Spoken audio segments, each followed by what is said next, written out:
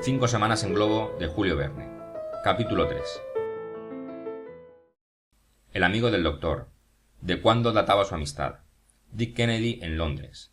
Proposición inesperada, pero nada tranquilizadora. Proverbio poco consolador. Algunas palabras acerca del martirologio africano. Ventajas del globo aerostático. El secreto del doctor Ferguson.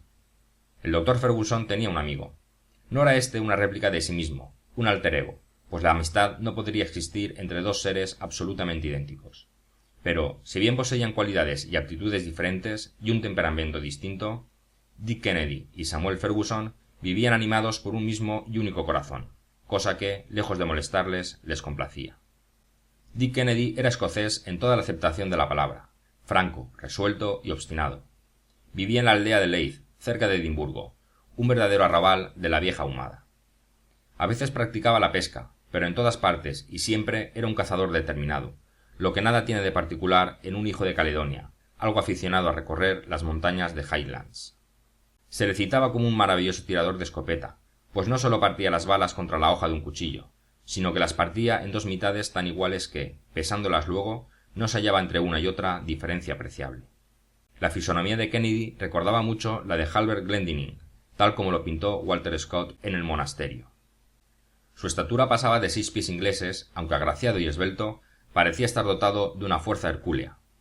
Un rostro muy tostado por el sol, unos ojos vivos y negros, un atrevimiento natural muy decidido, algo, en fin, de bondad y solidez en toda su persona, predisponía en favor del escocés.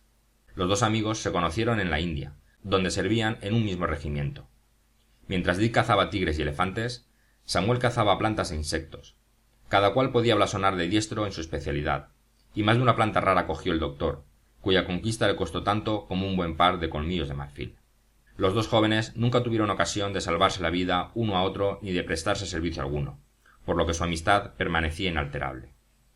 Algunas veces les alejó la suerte, pero siempre les volvió a unir la simpatía. Al regresar a Inglaterra, les separaron con frecuencia las lejanas expediciones del doctor, pero éste, a la vuelta, no dejó nunca de ir, no ya a preguntar por su amigo el escocés, sino a pasar con él algunas semanas. Dick hablaba del pasado. Samuel preparaba el porvenir. El uno miraba hacia adelante, el otro hacia atrás. De ello resultaba que Ferguson tenía el ánimo siempre inquieto, mientras que Kennedy disfrutaba de una perfecta calma. Después de su viaje al Tíbet, el doctor estuvo 2 años sin hablar de expediciones nuevas. Dick llegó a imaginar que se habían apaciguado los instintos de viaje e impulsos aventureros de su amigo, lo que le complacía en extremo. La cosa, se decía a sí mismo, tenía un día u otro que concluir de mala manera. Por más que se tenga don de gentes, no se viaja impunemente entre antropófagos y fieras. Kennedy procuraba, pues, tener a raya a Samuel, que había hecho ya bastante por la ciencia y demasiado para la gratitud humana. El doctor no respondía una palabra. Permanecía pensativo y después se entregaba a secretos cálculos, pasando las noches en operaciones de números y experimentos con aparatos singulares con los que nadie se percataba. Se percibía que en su cerebro fermentaba un gran pensamiento. ¿Qué estará tramando?, se preguntó Kennedy en enero, cuando su amigo se separó de él para volver a Londres. Una mañana lo supo por el artículo del Daily Telegraph. «Misericordia», exclamó, «insensato, loco, atravesar África en un globo. Es lo único que nos faltaba. He aquí en lo que meditaba desde hace 2 años. Sustituyan todos esos signos de admiración por puñetazos enérgicamente asestados en la cabeza, y se harán una idea del ejercicio al que se entregaba el buen Dick mientras profería semejantes palabras. Cuando la vieja Elfsteth, que era su ama de llaves, insinuó que podía tratarse muy bien de una chanza, él respondió: «¿Una chanza? No, le conozco demasiado. Ya sé yo de qué pie cojea. Viajar por el aire. Ahora se le ha ocurrido tener envidia de las águilas. No, no se irá. Yo le ataré corto. Si le dejase, el día menos pensado, se nos iría la luna». Aquella misma tarde, Kennedy, inquieto y también incomodado, tomó el ferrocarril en General Railway Station y al día siguiente llegó a Londres. 3/4 de hora después se apeó de un coche de alquiler junto a la pequeña casa del doctor, en Soho Square, Greek Street. Se encaramó por la escalera y llamó a la puerta 5 veces seguidas. Le abrió Ferguson en persona. «¿Dick?», dijo sin mucho asombro. «El mismo», respondió Kennedy. «¿Cómo, mi querido Dick? ¿Tú en Londres durante las cacerías de invierno?» «Yo en Londres». «¿Y qué te trae por aquí?» «La necesidad de impedir una locura que no tiene nombre». «¿Una locura?», preguntó el doctor. «¿Es cierto lo que dice este periódico?», replicó Kennedy mostrando el número del Daily Telegraph. «Ah, ¿te refieres a eso? Qué indiscretos son los periódicos. Pero siéntate, Dick. No quiero sentarme. ¿De verdad tienes la intención de emprender ese viaje? Ya lo creo. Estoy haciendo los preparativos y pienso... ¿Dónde están esos preparativos? Que quiero hacer los pedazos. ¿Dónde están? El digno escocés estaba verdaderamente furioso. Calma, mi querido Dick, repuso el doctor. Comprendo tu cólera. Estás ofendido conmigo porque hasta ahora no te he contado nada acerca de mis nuevos proyectos. ¿Y a eso le llamas nuevos proyectos? Estaba muy ocupado, añadió Samuel sin admitir la interrupción. He tenido que hacer muchas cosas. Pero tranquilízate, no hubiera partido sin escribirte. Me río yo porque tengo intención de llevarte conmigo. El escocés dio un salto digno de un camello. ¿Con qué esas tenemos? Repuso. ¿Pretendes que nos encierren a los dos en el hospital de Bethlehem? He contado positivamente contigo, querido Dick, y te he escogido a ti excluyendo a muchos aspirantes. Kennedy estaba atónito.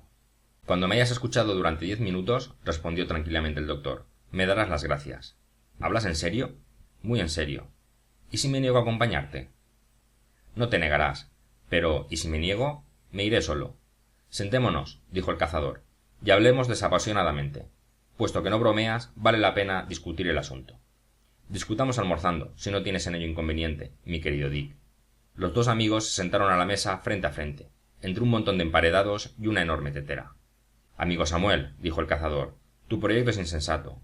Es de realización imposible. Es de todo punto impracticable. Eso lo veremos después de haberlo intentado.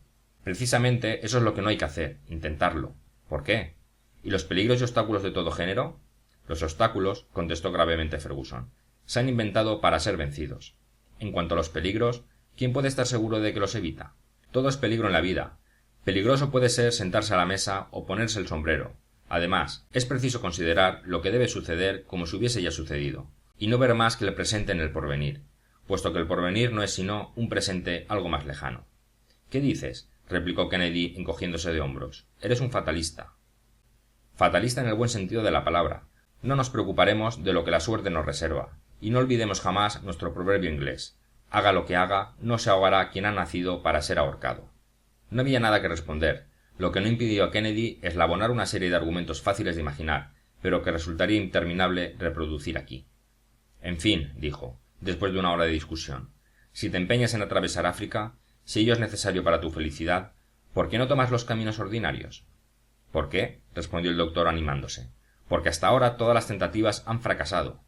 Porque desde Mungo Park, asesinado en el Níger, hasta Vogel, que desapareció en el Badal, desde Omni, muerto en Murmur, y Clapperton, muerto en Sacatú, hasta Maizán, hecho pedazos. Desde el mayor Lang, asesinado por los tuaregs, hasta Roger de Hamburgo, degollado a principios de 1860, se han inscrito numerosas víctimas en el martirologio africano. Porque luchar contra los elementos, contra el hambre, la sed y la fiebre, contra los animales feroces y contra tribus más feroces aún, es imposible. Porque lo que no se puede hacer de una manera, debe intentarse de otra. En fin, porque cuando no se puede pasar por en medio, se pasa por un lado o por encima. Si no se tratase más que de pasar, replicó Kennedy, pero es posible caerse. Y bien, repuso el doctor con la mayor sangre fría, ¿qué puedo temer? Como supondrás, he tomado mis precauciones para no sufrir una caída del globo, y, si éste me fallase, me hallaría en tierra en las condiciones normales de los exploradores. Pero mi globo no me fallará. Ni siquiera considero tal posibilidad. Pues es menester considerarla. No, amigo Dick, no pienso separarme de mi globo hasta que haya llegado a la costa occidental de África. Con él todo es posible. Sin él quedo expuesto a los peligros y obstáculos naturales de tan difícil expedición. Con él ni el calor, ni los torrentes, ni las tempestades, ni el simún, ni los climas insalubres, ni los animales salvajes, ni los hombres pueden inspirarme miedo alguno. Si tengo demasiado calor, subo. Si tengo frío, bajo. Si encuentro una montaña, la salvo. Si un precipicio, lo paso. Si un río, lo atravieso. Si una tempestad, la domino. Si un torrente, lo cruzo como un pájaro. Avanzo sin cansarme. Me detengo sin necesidad de reposo. Planeo sobre ciudades desconocidas. Vuelo con la rapidez del huracán, tan pronto por las regiones más elevadas de la atmósfera como a 100 pasos de tierra, y el mapa de África se abre ante mis ojos en el gran atlas del mundo. El buen Kennedy empezaba a emocionarse, y sin embargo, el espectáculo evocado le producía vértigo. Contemplaba a Samuel con admiración, pero también con miedo. Le parecía que estaba ya balanceándose en el espacio. Veamos, dijo, reflexionemos un poco, amigo Samuel. ¿Has hallado, pues, el medio de dirigir los globos? Por supuesto que no, es una utopía. Entonces irás... a donde quiera la providencia, pero será del este al oeste. ¿Por qué? Porque cuento con valerme de los vientos alisios, cuya dirección es constante. Es verdad, exclamó Kennedy reflexionando. Los vientos alisios. Seguramente, en rigor, se puede. Algo hay. ¿Si hay algo? No, amigo mío, hay más que algo. El gobierno inglés ha puesto un transporte a mi disposición, y está también resuelto que crucen 3 o 4 buques por la costa occidental hacia la época presunta de mi llegada. Dentro de 3 meses, todo lo más, me hallaré en Zanzíbar, donde hincharé mi globo y desde allí nos lanzaremos. —¿Nos lanzaremos? —exclamó Dick. ¿Te atreverás a hacerme aún alguna objeción? Habla, amigo Kennedy. Una objeción. Se me ocurren más de 1000, pero entre otras, dime, si tienes previsto conocer el país, si tienes previsto subir y bajar a tu albedrío, no lo podrás hacer sin perder gas. Hasta ahora no se ha podido proceder de otra manera, lo que ha impedido siempre las largas peregrinaciones por la atmósfera. Querido Dick, solo te diré una cosa. Yo no perderé ni un átomo de gas, ni una molécula. ¿Y bajarás cuando quieras? Cuando quiera. ¿Cómo? El cómo es mi secreto, amigo Dick. Ten confianza y que mi divisa sea la tuya. Excelsior. Pues bien, Excelsior, respondió el cazador, que no sabía una palabra de latín. Sin embargo, estaba decidido a oponerse por todos los medios posibles a la partida de su amigo. De momento fingió adherirse a su parecer y se contentó con observar. En cuanto a Samuel, fue a activar sus preparativos. Fin del capítulo 3.